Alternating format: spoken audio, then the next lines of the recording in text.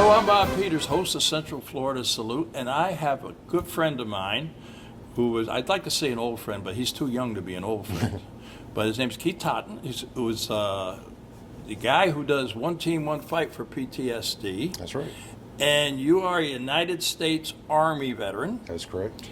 Tell me a little bit about yourself. Where were you born, Keith? I was born in Fall River, Massachusetts in 1976, and we moved down here to Florida in 1986. And I was... So that's how come you don't say Ka?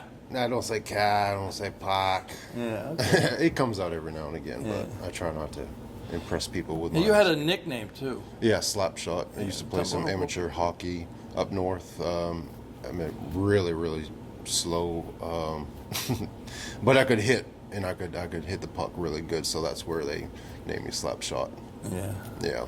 So you moved down to Florida. Yep. And how old were you when you came to Florida? I believe I was about 12 years old about the time. Where'd you go to school? I went to Eustis High School. Oh, Eustis. Yeah, graduated Eustis High School in 94. Okay. And then you got out of high school. Did you work for a little bit, then join the Army? Or? No, sir. I went straight into the Army as soon as I graduated. Uh-huh. Yeah. And where did, so what year was that? 94. 94? Yes, sir. And where did you go for basic? And I went to Fort Benning, Georgia, the home of the infantry. Oh, yeah. Yes, sir. Yeah, I've been to the museum down there. It's a great place. The new museum? Yeah, well, it was a couple of years ago. Oh, okay, yeah. New one is beautiful. The old one was rough, but yeah. So you were infantry? Yes, sir. You didn't jump out of airplanes? Oh, yeah. Oh, you did? Oh, yeah. I did my 13 weeks of basic AIT, and then from there I did 4 weeks at jump school. Yeah, I know you know this about me. I don't believe in jumping out of a perfectly good airplane. I didn't either, but the commercial looked really fun until you're actually at the door. But luckily I wasn't the first one. So how many jumps did you do? We did 5 during our school, and then after that I went to 82nd Airborne, and maybe 30 if I'm guessing. Wow. About 30 within that 2-year span. Yeah. That's I salute you, my brother. Oh well, I appreciate it. So after your basic training, where did you go? Well, I did after basic I went to airborne school, went to 82nd, the 504th, headquarters company. I was 11 Charlie. I was a mortarman. So all the mortars are connected to headquarters, and headquarters company. We're not associated with the 11 Bravos. Yeah, wait. You're going to have to explain this to a lot of people who don't know what you're talking about, including me. Okay. You went to what school? Mortar school? Well, that's where the AIT is in basic training. You have right about 4 weeks, then you have a week of prep for graduation. But 4 weeks you go into your AIT Advanced Infantry Training, which if you're infantry, it will be 11 Bravo, 11 Charlie, 11 Mike. I believe that's it. They used to have tow gunners, which was 11 Bravo Charlie 2s. So during that 4 weeks, we did nothing but mortar training, 60s. And 81s. They were all light. It wasn't until I re-upped and went to a mechanized unit at Fort Hood, Texas, and that's where I was introduced to the 4 Deuce, which was commonly used in Vietnam era. War. Heavy equipment. Heavy equipment was 4 Deuce back then. They also had the 81s that were dug in, and they also had light of the 60s, which you'd find on patrols. Yeah. Yeah. So you said you re-enlisted? Yes. How many years did you do? I went in for 3, and then I re-upped for 6. Oh, so you did 9 years Yes, altogether? Actually, right at 10 with my leave time. Yeah. Okay, then you decided that was enough. Well, the Army said it was enough. Army? Yeah, between my knees and my back, and some of the things that I saw while I was in, just. It was time to move on. Yeah, time to move on and for bigger and better things. Okay, so you got out of the Army, what year? 2003. Oh, was that late? Yeah. 2003. Well, I got out in 2003, but they put a stop clause, but I had time left over, so that's where I got my 10 years. Mm-hmm. Yeah, so I went 94 2004 with my leave. So you got out of the Army, and what did you decide to do then? Well, like most of us, I didn't know exactly where to go because there's not a lot of transitioning from being in infantry and finding mortars outside in the civilian world. So I actually just kind of like, well, I got my AAS degree while I was in. When I re-upped, I received my AAS degree in criminal justice. Oh. But I didn't do anything with it. Instead of doing my GI Bill, I did it while I was in the military. So the only thing I had to pay for was just my books. The Army paid for my school because they had it was called Central Texas Community College. They had a class on base, so it was free to us other than paying for the books. So I wasn't really even thinking about my degree when I got back home. I was just trying to get my head together and figure out what I'm going to do now. So I started off with doing night stock at Winn-Dixie's, or excuse me, Walmart, night stock at Walmart. And I did that for about 6 months, and I landed a great job with a environmental agency in Mount Dora. And I was a lead tech. We went out and did surveys for construction sites, environmental, working with St. John's with water treatments, stuff like that. That sounds like a very Yeah, interesting it was career. very good. It was a good. I believe almost three or 4 years with them, and then I went with Lake County Sheriff's Department, became a detention deputy, and then from there I finished up with the Postal Service at Grand Island. I was a rural carrier. Wow, you've Grand been Island. all over the place, brother. Yeah. So it was a good time, and then finally our VA said that I was good to go, and they actually gave me 100% disability. So from there, that's how I started One Team, One Fight. Tell us a little bit sure. about what it is. Sure. Well, let me start off by saying One Team, One Fight is a nonprofit organization right here in Lake County. We've been around for approximately 6 years. We've raised close to almost $100,000 for programs that are also volunteered, healthy outlets for our veterans. We've raised money for Code Horse, which is part of Saddles Ranch in Umatilla. We've raised money for Service Dogs for Patriots, which is another 501c3 volunteered. We've raised money for Free Canes for Veterans, Oscar Bob. Oscar Bob, yes. We've raised money for Florida for Warriors. We've raised money for Warriors to Farmers, and we've contributed, here and there with St. Jude's. I've been to some of your events, especially Gator Harley. In fact, Yes. that is on our YouTube channel. Yes. Central Florida Yep. Salute YouTube. Yep. Thank you for that. And yeah, you've raised a lot of money. You did a lot of good, but how did it get started? It actually got started from where the VA had given me a letter stating that they were giving me 100% disability and unemployability. So at that point, I had to find something to do with my time. With that time, my father, that was a United States Marine Corps veteran, he had passed from Agent Orange, leukemia is what they say. And so I lost my best friend, but in the back of my mind, if I bring it back, after we had gotten back from Iraq during Operation Desert Strike in '96, I had a good friend, Sergeant Dwayne White, and 2-3 months after us returning, he had taken his own life. Even at that time, I didn't know the statistics of how many veterans and service members commit suicide. That just wasn't something that back then that we really didn't look at. Yeah, that's true. I mean, you go back years and years and years. They used to call it shell shock. Shell shock. And then Battle fatigue. yeah, battle fatigue. Yeah. And then, one of the guys who suffered from that was Audie Murphy. Yes. Yeah. Yeah. But it came to light really after kind of Vietnam and then, Iraq, Afghanistan. You guys, I mean, we're seeing multiple deployments. I mean, it's unbelievable what our military's doing, men and women. Yes, sir. So you decided to get this thing started. Yeah, I started to get it.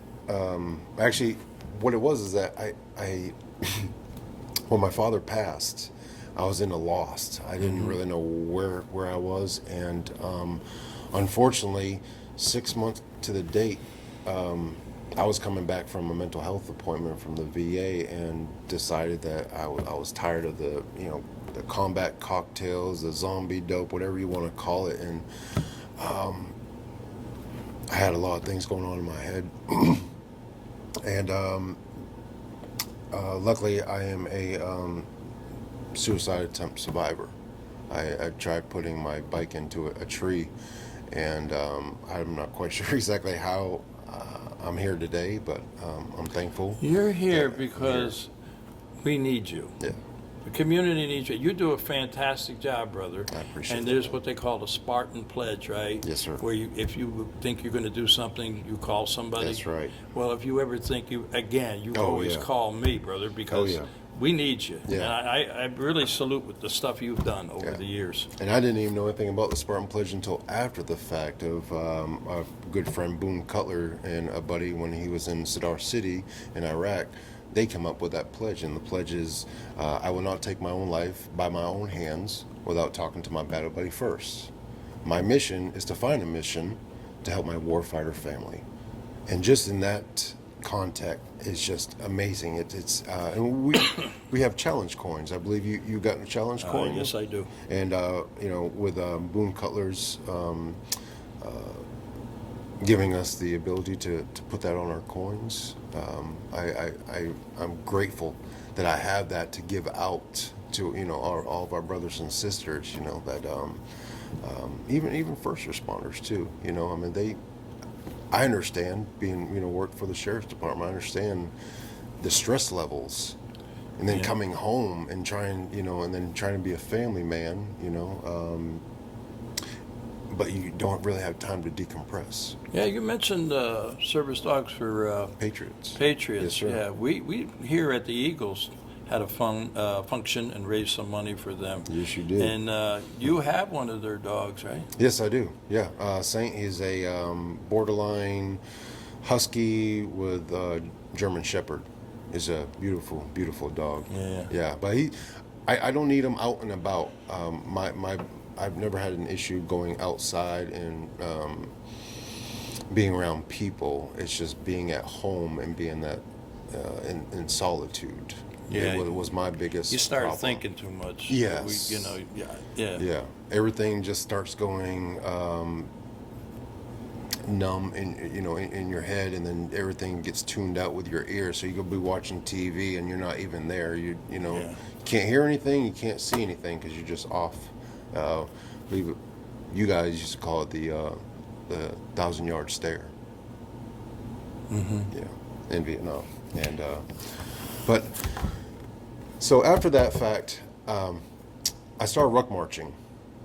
I started ruck marching And I've before seen you that. before I even started One Team One Fight. I just started ruck marching, and it was to do 22 miles through 22 cities in Lake County. And I did it within, I believe, a year. I believe I did like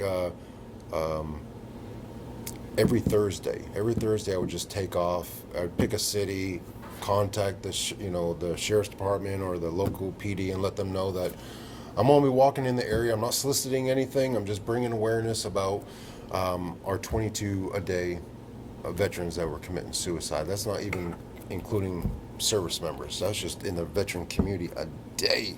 That's over 6,000 a year that we lose.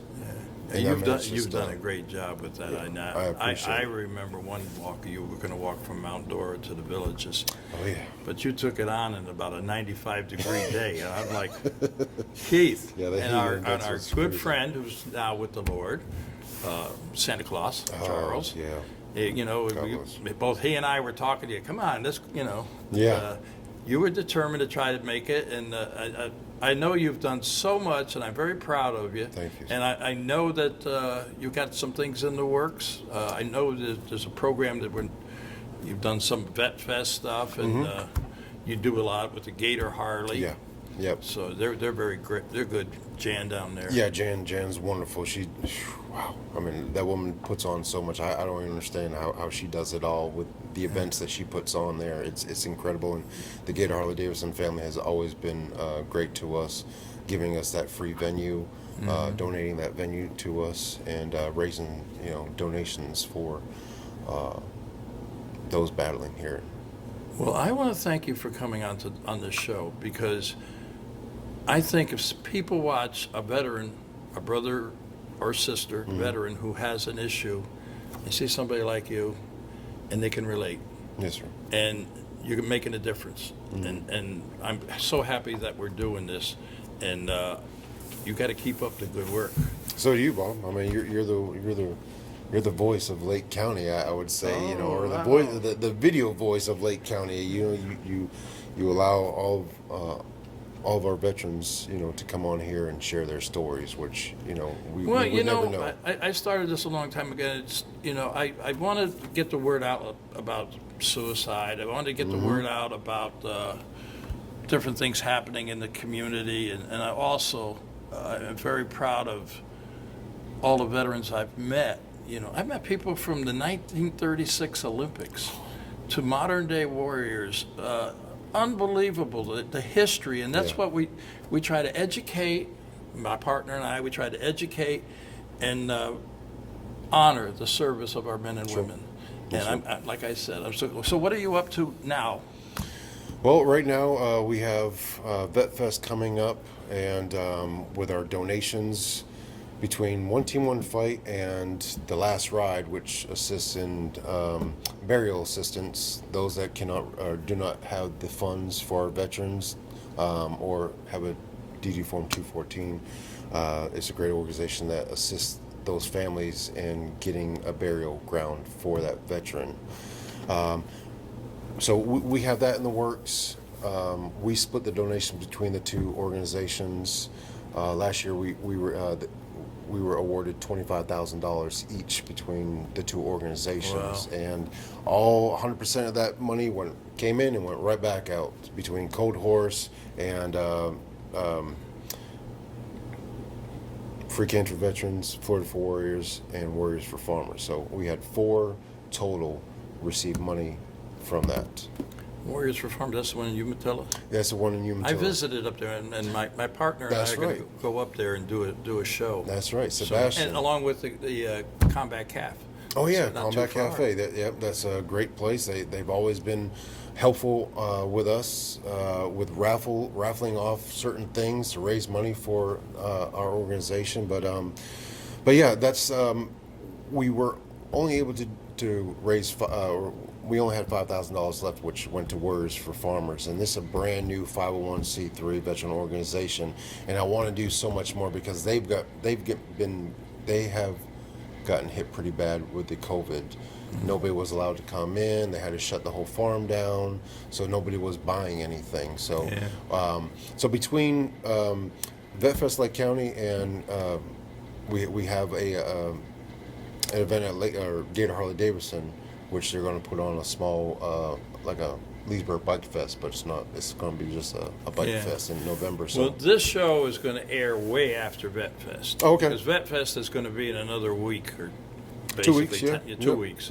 And I don't think we're not going to be able to get this on in time. No worries. But you are a busy man. You've always got something going. Yes, sir. And One Team One Fight. If they want to know more about it, where do they go? Sure, they can go to www.oneteamonefightforptsd.org, or they can find us on Facebook and Instagram, same One Team One Fight PTSD.